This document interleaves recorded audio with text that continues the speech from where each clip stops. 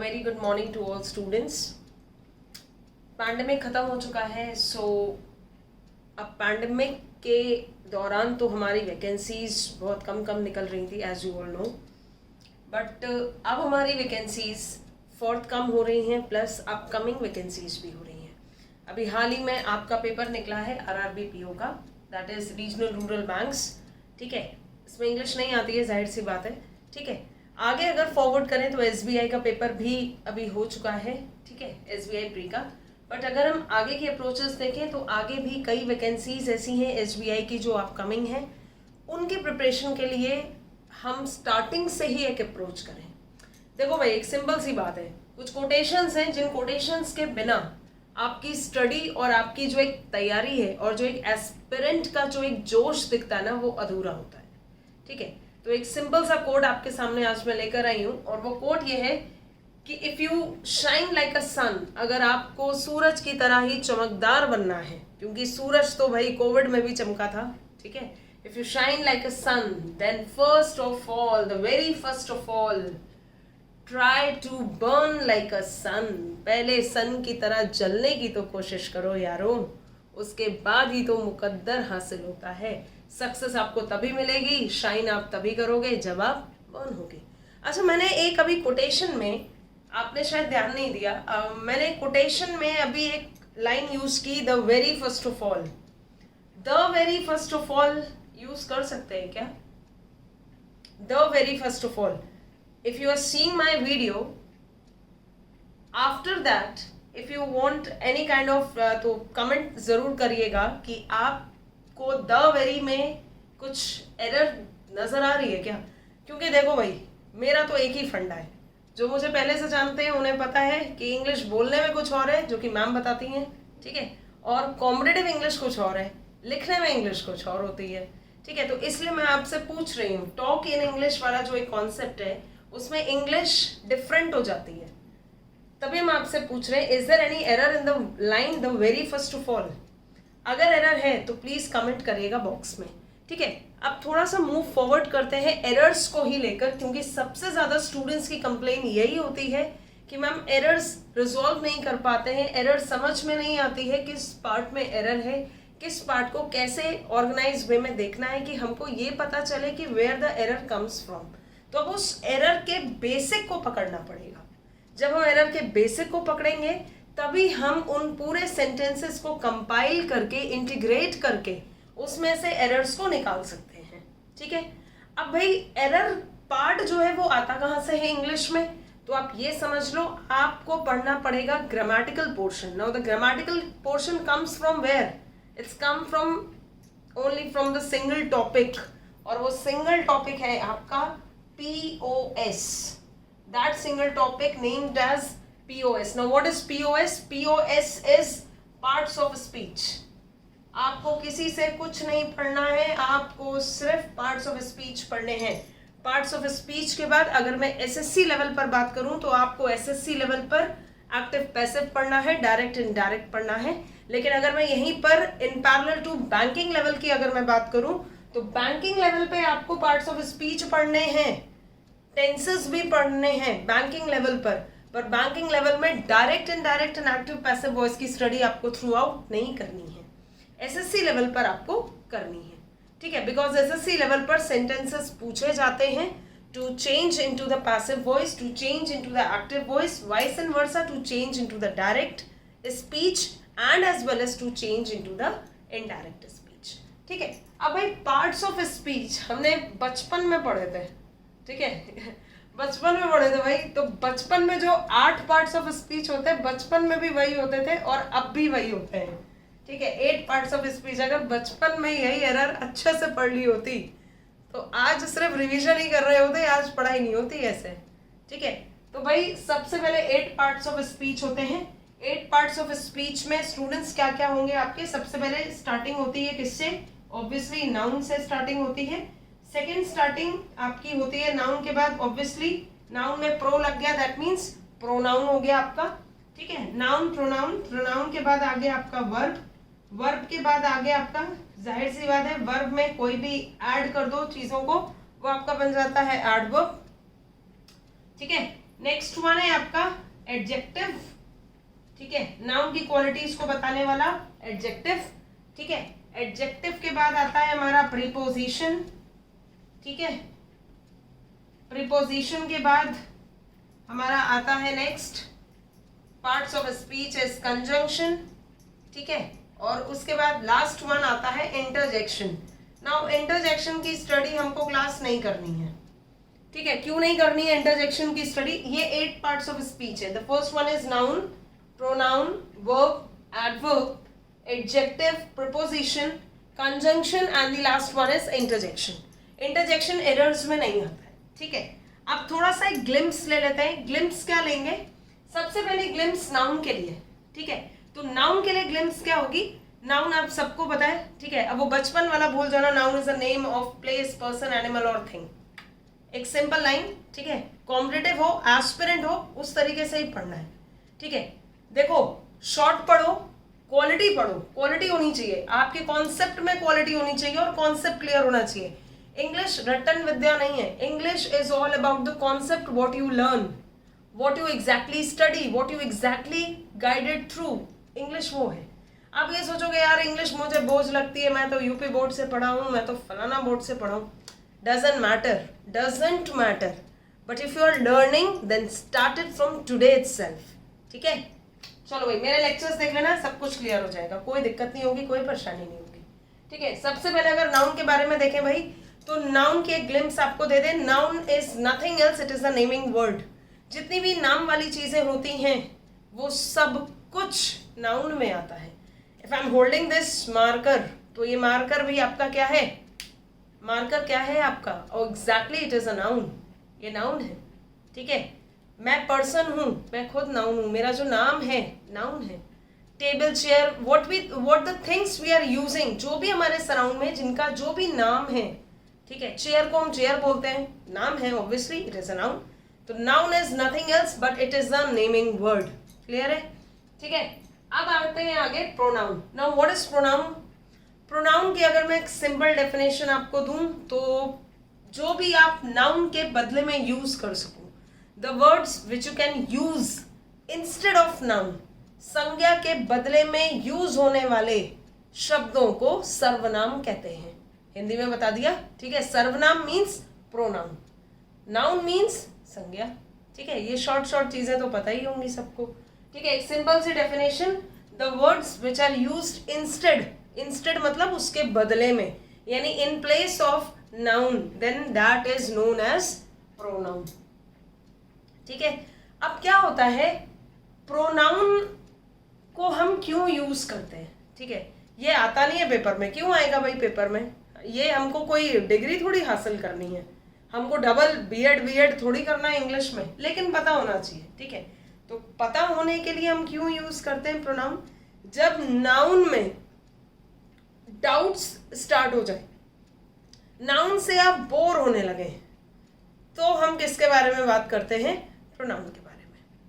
Suppose कोई person है विकास, मान लेते हैं कोई भी पर्सन है विकास।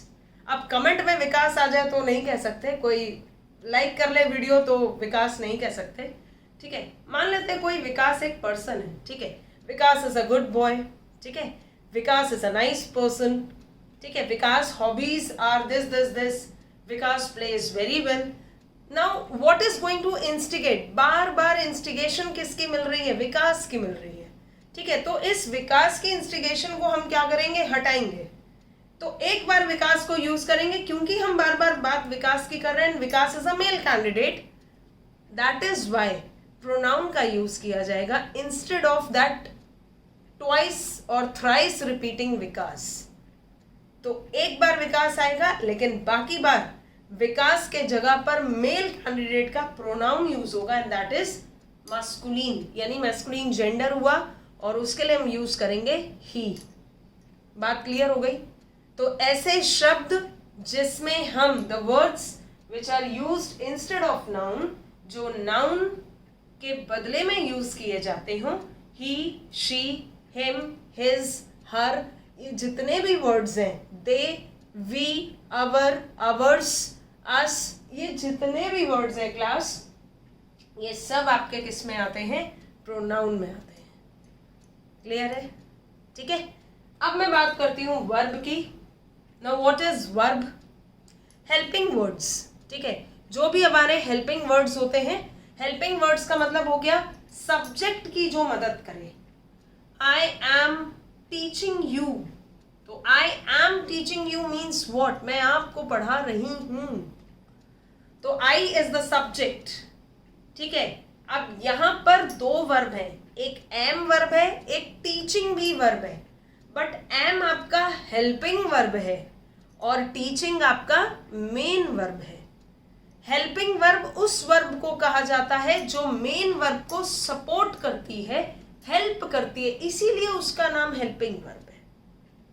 क्लियर हो गई बात? कोई डाउट अगर लगे तो कमेंट कर देना, ना लगे तो कोई बात नहीं, नोट कर लेना. ठीक है, तो आई एम हेल्पिंग या आई एम टीचिंग यू, तो आई के साथ जो एक कनेक्टिविटी लगी हुई है एम की, is am are helping verb. Do does did helping verb. ठीक है, मेन वर्ब में कौन से आए? एक्शन वर्ड्स जितने आएंगे, एक्शन वर्ड्स जितने भी आएंगे वो सब किस में आएंगे? Teaching, taught, catch, anything. जो भी आप एक्शन वर्ड्स करोगे वो सब वर्ब होते हैं, सब वर्ब है. Everything is verb which are the action words. ठीक है, अब एक्शन वर्ड्स में भी दो मैंने आपको बता दिए, एक हो गए हेल्पिंग वाले, एक हो गए मेन वर्ब वाले. क्लियर हो गई बात? इनके बारे में हम आगे बात करेंगे क्योंकि ये अभी यहाँ पर खत्म नहीं है, ये बहुत है आगे. ठीक है, एडवर्ब भैया क्या है? अब एडवर्ब का मतलब ही यही है कि वर्ब में किसी चीज की क्वालिफिकेशन ऐड कर दी गई है, इसलिए उसको क्या कह दिया गया है? एडवर्ब कह दिया गया है. ठीक है, एडजेक्टिव क्या होता है? जो नाउन की क्वालिटी को बताए, यानी नाउन की विशेषता को बताने वाले शब्दों को एडजेक्टिव कहा जाता है. आप ऐसे भी कह सकते हो the words which qualifies a noun और अ प्रोनाउन. जाहिर सी बात है, जब वो नाउन को क्वालिफाई करेगा तो प्रोनाउन भी क्वालिफाई होगा, क्योंकि मैंने अभी आप लोगों को बताया है कि प्रोनाउन का यूज हम कब करते हैं. प्रोनाउन का यूज बेटा हम तब करते हैं जब नाउन की जो एक फ्रीक्वेंसी लेवल है, जब वो क्रॉस हो जाती है, तब हम यूज करते हैं प्रोनाउन का, कि हम उस फ्रीक्वेंसी लेवल को क्या कर सकें? अवॉइड कर सकें या फिर स्टॉप कर सकें. ठीक है, अब आगे बढ़ते हैं प्रीपोजिशन का. प्रीपोजिशन, दोनों वर्ड को ब्रेक कर लो. प्री का मतलब पहला और पोजीशन का मतलब होता है प्लेस करना. ठीक है, अब जैसे मैं अगर आपसे पूछूं, ठीक है, आई am sitting dash my room, on the room, या कुछ अजीब सा नहीं लग रहा है? यहां पर प्रॉब्लम क्या हो रही है? जो हमारा एक सब्जेक्ट वाला पोर्शन है वो ऑब्जेक्ट से रिलेट नहीं कर पा रहा है, क्योंकि वहां पर कोई भी पोजीशन प्लेसिंग वर्ड नहीं लगा है. जब भी कोई पोजीशन प्लेसिंग वर्ड वहां पे लग जाता है तो सब्जेक्ट का जो ऑब्जेक्ट के साथ रिलेशन बनता है वो क्लियर हो जाता है. If I say I am sitting in my room, now it is very much clear कि मैं रूम के अंदर हूं, because I am using in. तो in, on, over, under, cross, across, ये जितने भी वर्ड्स हैं ये सारे आपके क्या हैं? प्रीपोजिशंस हैं. ठीक है, प्रीपोजिशन एक ऐसा वर्ड, ठीक है, जो पहले लगाया जाए, क्योंकि प्री है, पोजीशन के लिए लगाया जाता है, कहां पर उसका प्लेस निर्धारित होने वाला है, प्लस सब्जेक्ट और ऑब्जेक्ट के बीच में रिलेशन को स्टैब्लिश करता है. क्लियर हो गई बात? आगे बढ़ते हैं. ठीक है, आगे कंजंक्शन के लिए ग्लिम्स दे लो भाई. तो कंजंक्शन के लिए ग्लिम्स बहुत इजी है. कंजंक्शन को हिंदी में संयोजक बोला जाता है. संयोजक means all together, connecting words. ठीक है, ऐसे वर्ड्स जिनको हम कनेक्ट कर सकते हैं, जिनको हम जोड़ सकते हैं, ऐसे सेंटेंसेस जिनमें हम सब्जेक्ट और ऑब्जेक्ट की कनेक्टिविटी को दिखा सकते हैं, उसको हम क्या कहते हैं? कंजंक्शंस. सपोज इफ आई से राम कॉमा श्याम, तो राम कॉमा श्याम का मतलब क्या समझूं मैं? या तो राम या तो श्याम. कॉमा से हम इंस्टिगेट नहीं कर पाएंगे क्योंकि पंक्चुएशन का मतलब हम नहीं समझ पाते हैं. ठीक है, इन दोनों को रिलेट करने के लिए, इन दोनों को कनेक्ट करने के लिए what we do actually, what we do, Ram and Shyam. Now and here is the conjunction word which is use to connect two subjects together. दोनों सब्जेक्ट्स को हमने जोड़ लिया है, तभी उस वर्ड को यानी एंड को हम क्या बोलेंगे वहां पर, and is used as a connecting word which is so called as conjunction.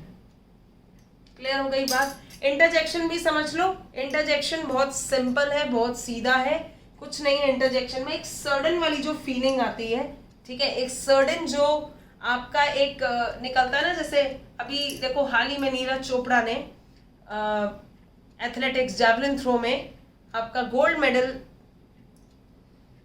हासिल किया है, ठीक है। तो सब जगह all people are like hurrah, we have just won the gold medal, India fights back again, India history has return. 2008 में एक हमें मिला था, अब 2021 में मिला है, ठीक है। तो what is this hurrah? This hurrah is what? This hurrah is interjection, none other than anything, interjection. कहीं पर बिल्कुल बहुत सौरो हो गया है, कोई कैजुअलिटी हो गई है। अभी कोविड में बहुत सारे लोग हमने खो दिए, कुछ ने अपने भी खो दिए, कुछ हम सारे ह्यूमन बींग्स ने कोई ना कोई अपना खो दिया है, ठीक है। तो उस कंडीशन में भी बहुत दुख की बात है, alas these words, what the words we are using having an exclamation mark, उनमें जो हमारे पास एक वर्ड्स के साथ जो एक्सक्लेमेटरी मार्क एक ऐड होता है, वो प्रेजेंट करता है क्या? Interjection words. एक interjection words means certain feeling, expression of the emotions, जिनको हम कहते हैं, वो सारे वर्ड्स आपके किस में आते हैं? सिर्फ और सिर्फ इंटरजेक्शन में आते हैं। क्लियर हो गई बात। तो ये तो था आपका एक शॉर्ट ग्लिम्स, ठीक है। शॉर्ट ग्लिम्स में आपका क्या क्या था? Parts of speech. Parts of speech हमें इसलिए कवर करनी है जस्ट बिकॉज हमको पढ़ना है एरर्स के बारे में, और जब तक हम एरर्स के बारे में नहीं पढ़ेंगे क्लास, जब तक हम पार्ट ऑफ स्पीच के बारे में नहीं पढ़ेंगे, तब तक हम एरर्स के बारे में पढ़ने में प्रॉब्लम होगी, ठीक है। अब देखो भाई, अगर मैं बात करूं नाउन के बारे में, तो what is noun? Noun is a naming word. Noun एक नाम वाला शब्द है। किसी भी सराउंडिंग में कोई भी चीजें अगर होती हैं, अगर उसका नाम है तो इसका मतलब वो नाउन है, ठीक है। अगर मैं नाउन की बात कर ही रही हूं, तो नाउन आपके 5 टाइप्स के होते हैं। 5 टाइप्स के नाउन आपके होते हैं। आता नहीं है पेपर में, लेकिन वैरायटीज आपको पता होनी चाहिए। सबसे पहला है प्रॉपर नाउन। प्रॉपर नाउन के बाद होता है क्लास आपका common noun. After common noun it is collective noun. Collective noun के बाद आपका आता है abstract noun, and the last one is material noun, ठीक है। बहुत इजी होते हैं ये नाउन्स, बस एक बार रिवीजन हो जाए तो क्लियर हो जाएगा कौन सी चीज क्या होती है और कैसे होती है। The first one is proper noun, second one is common noun, third one is collective noun, fourth one is abstract noun, and the last one is material noun. ये 5 नाउन होते हैं, ठीक है। अब बात करते हैं प्रॉपर नाउन की। तो जितने भी नाम होंगे, चाहे वो पर्सन के हों, चाहे वो प्लेस के हों, वो सब आप किस में कॉन्ट्राडिक्ट करोगे? प्रॉपर नाउन में। इफ आई से the Taj Mahal is the finest building in India, excuse me, the Taj Mahal is the finest building in India, ठीक है। तो अब समझ लो मेरी एक बात, ताजमहल से पहले दा लगता है, मॉन्यूमेंट्री है, हिस्टोरिकल है, ठीक है। फाइनेस्ट, फाइनेस्ट आपका क्या है? It is a superlative degree, और ये रूल्स में रिटर्न है, आगे रूल्स आएंगे भी, आर्टिकल्स में हम पढ़ेंगे, लेकिन मैं क्लियर करते हुए चल रही हूं। फाइनेस्ट सुपरलेटिव डिग्री है, और ईएसटी से पहले भी क्या लगता है? दा लगता है, और इन द इंडिया नहीं होगा, इन इंडिया होगा, बिकॉज देश के नाम से पहले दा नहीं लगता है, ठीक है। चलिए, कोई क्वेरी हो तो कमेंट बॉक्स में कमेंट कर देना, ठीक है। चलिए, तो यहां पर जो वर्ड ताजमहल आया है, that Taj Mahal is what? That Taj Mahal is proper noun, ठीक है। नाउ कॉमन नाउन इज, जो सब में कॉमन होता है उसे हम कॉमन नाउन कह देते हैं, ठीक है। Teacher, student, engineer. अब स्टूडेंट लड़का भी हो सकती है, लड़की भी हो सकती है। इंजीनियर लड़का भी हो सकती है, लड़की भी हो सकती है। पुलिस लड़का भी हो सकती है, लड़की भी हो सकती है. Same with the doctor, male और फीमेल. ठीक है, तो common noun when we see the community in all, जब हम दोनों में एक समानता से देखते हैं तब हम उस नाउन को कौन सा नाउन कहते हैं class? Common noun. Collective noun की अगर मैं बात करूं तो collective noun is quite easy, बहुत इजी है. Collective noun means what?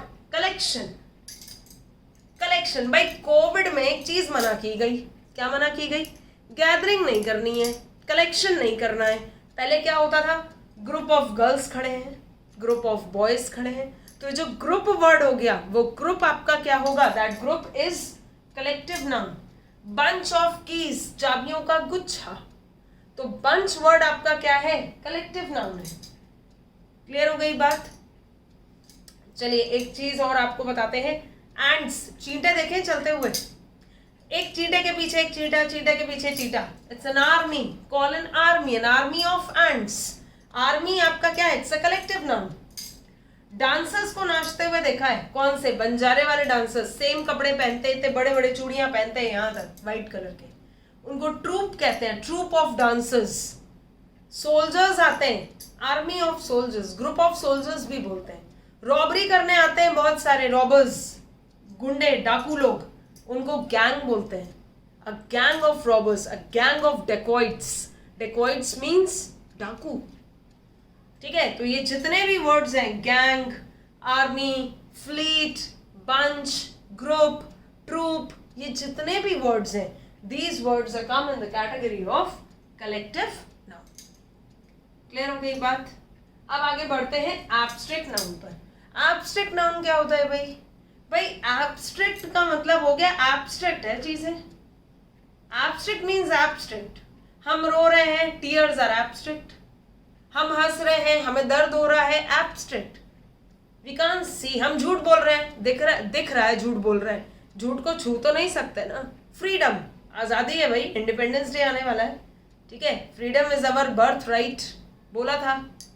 किसने बोला था? कमेंट बॉक्स में कमेंट करना. जीके भी थोड़ा बहुत स्ट्रांग हो जाएगा आपका मेरी क्लास में. ठीक है, फिलहाल it is a part of another thing, आप इधर फोकस करो. एब्स्ट्रैक्ट नाउन की अगर हम बात करें तो ऐसी चीज जो केवल फीलिंग्स में हो, इमोशंस में हो, जो एक्सप्रेस किए जा सके लेकिन टच नहीं किए जा सके. ठीक है, अच्छा लगना, बुरा लगना, बहुत हैप्पी होना, बहुत ज्यादा उदास हो जाना, बहुत ज्यादा गुस्सा आना. ठीक है, ये सारी चीजें किस में आती हैं? These things comes in the category of abstract noun. Clear हो गई बात? अब आते हैं जल्दी से नेक्स्ट पॉइंट पर. The next part of speech, next आपका नाउन का जो पार्ट्स है वो है आपका मटेरियल नाउन. ठीक है, अब मटेरियल का मतलब हो गया पदार्थ, पदार्थ का मतलब हो गया सब्सटेंस. ठीक है, अब जितने भी आपके होते हैं, कितने एलिमेंट्स होते हैं केमिस्ट्री में? 108 होते हैं, 110 भी होते हैं. ठीक है, जितने भी एलिमेंट्स हैं, पूरी सीरीज पीरियोडिक टेबल अगर याद होगी तो कोई भी सीरीज आप पकड़ लो, चाहे गोल्ड पकड़ लो, चाहे रिंग पकड़ लो. अब ring, it is made up of gold, it is made up of platinum, it is made up of silver. ठीक है, तो रिंग आपका मटेरियल नाउन नहीं है. मटेरियल नाउन आपका क्या है? जो पदार्थ से आपका सब्सटेंस बना है, जो ज्वेलरी बनी है, वो आपका किसमें काउंट होगा? वो आपका काउंट होगा मटेरियल नाउन में. तो gold material noun, aluminium material noun, anything which makes with a kind of a substance, then that substance comes in the category of which noun? That comes in the category of material noun. Clear हो गया? अब अगर मैं बात करूं gender की, तो gender होते हैं 4. ठीक है, कौन कौन से जेंडर होते हैं भाई हमारे पास? हमारे पास पहला होता है मेल, दूसरा होता है फीमेल जेंडर. ठीक है, यानी masculine gender, feminine gender. Third one is common gender and the last one is neuter gender. ठीक है, अब मैस्कुलिन की अगर मैं बात करूं तो मेल कैंडिडेट्स, फेमिनिन की अगर बात करूं तो फीमेल कैंडिडेट्स. यही मैं अगर कॉमन जेंडर की बात करूं तो सेम इंजीनियर, ईदर मेल और फीमेल. ठीक है, न्यूट्रल जेंडर की अगर मैं बात करूं तो what is neutral gender? Non living things, that comes in the category of non living things. ठीक है, ट्री, प्लांट्स, ये सब हमारे नॉन लिविंग में आते हैं। टेबल, चेयर, ये सब कुछ लिविंग कैटेगरीज है, लेकिन काउंट नॉन लिविंग में होते हैं, न्यूटर जेंडर्स। ठीक है, अब आते हैं जेंडर के बाद नाउन के नंबर पर। ठीक है, तो नाउन की नंबर भी होते हैं। अब नाउन भैया 2 नंबरों पर है। 2 नंबर का मतलब हो गया एक सिंगुलर, दूसरा प्लूरल। यानी आपने हिंदी में पढ़ा होगा एक वचन और बहुवचन। If we talk about one thing then it will be counted as singular, but if we are counting more than one then they are so called as plural in number, और वी कैन से दैट बहुवचन। बात clear हुई?